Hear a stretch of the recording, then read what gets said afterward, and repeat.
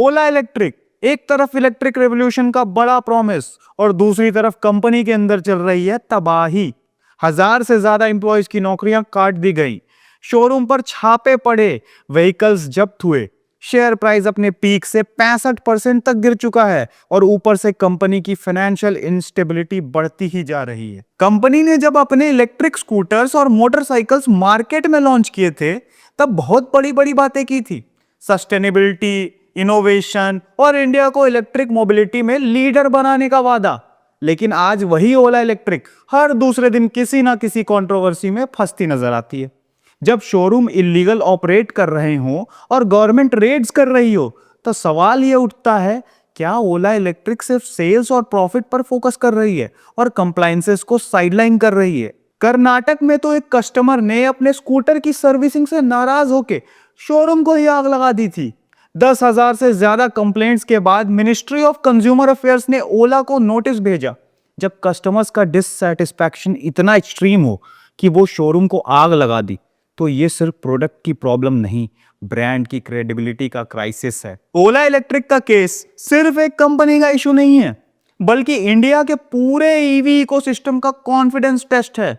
अगर पब्लिक और गवर्नमेंट का ट्रस्ट ब्रेक हुआ तो ये सिर्फ ओला नहीं बल्कि देश के ईवी मिशन के लिए भी डेंजरस सिग्नल होगा। तो आज हम इन्हीं सभी मुद्दों को सीधे और साफ अंदाज में रखेंगे, क्योंकि यहां मिलेगा सिर्फ नो नॉनसेंस, मुद्दे की बार बिना बकवास। ओला इलेक्ट्रिक ने रिसेंटली 1000 से ज्यादा लोगों को नौकरी से निकाल दिया। कंपनी ने इसे रीस्ट्रक्चरिंग और प्रॉफिटेबिलिटी के नाम पर जस्टिफाई किया। लेकिन सच ये है कि जब एक कंपनी के शेयर्स अपने पीक से 65% तक गिर रहे हों और फाइनेंशियल लॉसेस हर क्वार्टर बढ़ रहे हों, तो ये सिर्फ रीस्ट्रक्चरिंग नहीं, एक पैनिक मूव है। जब आप 1000 से ज्यादा लोगों की नौकरियां काट देते हैं तो सिर्फ कॉस्ट कंट्रोल नहीं होता, कंपनी का कल्चर और एम्प्लॉय मोराल भी टूट जाता है। एक तरफ ओला फ्यूचर ग्रोथ की बात करती है, दूसरी तरफ अपने एम्प्लॉयज की जमीन खोद रही है। क्या यह सस्टेनेबल बिजनेस मॉडल है? अब इस पे ओला का कहना है कि यह मूव प्रॉफिटेबिलिटी को बूस्ट करने के लिए था, लेकिन क्या सच में ऐसे लेऑफ से कंपनी प्रॉफिटेबल बन जाएगी? जब टॉप मैनेजमेंट को अपने डिसीजन मेकिंग पर भरोसा नहीं होता तो सबसे आसान सॉल्यूशन होता है लोगों को निकाल दो। जॉब कट्स को सिर्फ रीस्ट्रक्चरिंग के नाम पर जस्टिफाई नहीं किया जा सकता। यह दिखाता है कि कंपनी की लॉन्ग टर्म प्लानिंग वीक है और यह सिर्फ शॉर्ट टर्म सॉल्यूशंस पर फोकस कर रही है। 95% ओला इलेक्ट्रिक शोरूम्स बिना ट्रेड सर्टिफिकेट के ऑपरेट किए जा रहे हैं। इस वजह से गवर्नमेंट ने कई शोरूम्स पर छापेमारी भी की और कई व्हीकल्स को सीज भी किया। जब एक कंपनी कंप्लायंस को एक लीगल फॉर्मेलिटी समझने लगे तो कस्टमर सेफ्टी और ट्रस्ट दोनों खतरे में होते हैं। ट्रेड सर्टिफिकेट सिर्फ एक कागजी रिक्वायरमेंट नहीं है, यह कस्टमर सेफ्टी और प्रोडक्ट रिलायबिलिटी का प्रमाण होती है।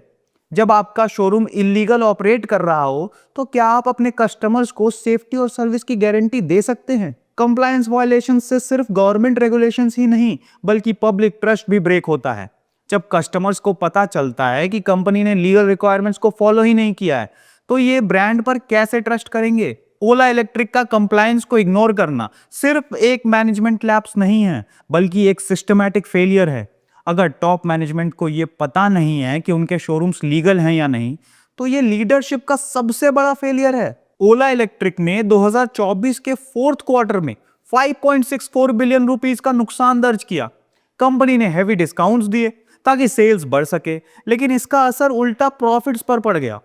लॉसेस और बढ़ गए। डिस्काउंट्स देना एक टेम्पररी सॉल्यूशन हो सकता है, लेकिन अगर आपकी स्ट्रेटेजी ही सेल एट एनी कॉस्ट है तो कंपनी की प्रॉफिटेबिलिटी का क्या होगा? सेल्स बढ़ने और प्रॉफिट बढ़ने में फर्क होता है।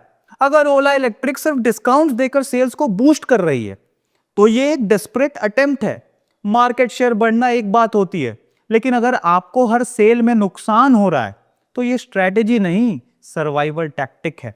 डिस्काउंट से शॉर्ट टर्म सेल्स तो बढ़ जाती हैं, लेकिन इससे कस्टमर परसेप्शन भी खराब होने लगता है। कस्टमर्स को लगता है कि या तो प्रोडक्ट्स की असली वैल्यू है ही नहीं या फिर कंपनी फाइनेंशियल क्राइसिस से गुजर रही है। अब अगर कंपनी को हेवी डिस्काउंट्स पर अपना बिजनेस चलाना पड़ रहा है तो ये उसके प्रोडक्ट्स की क्वालिटी या ब्रांड वैल्यू पर भी सवाल उठाता है। क्या ओला इलेक्ट्रिक सिर्फ एक बबल है जो डिस्काउंट्स के सहारे चल रही है? ओला इलेक्ट्रिक के खिलाफ 10,000 से ज्यादा कंप्लेंट्स दर्ज हुई थी।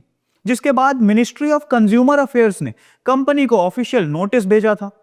कस्टमर कंप्लेन सिर्फ प्रोडक्ट क्वालिटी तक सीमित नहीं थी, बल्कि आफ्टर सेल सर्विस और डिलेड रिस्पॉन्सेस पर भी फोकस्ड थी। कर्नाटक में एक कस्टमर ने तो अपने डिससैटिस्फैक्शन को एक्सट्रीम पे ले जाते हुए शोरूम को ही आग लगा दी।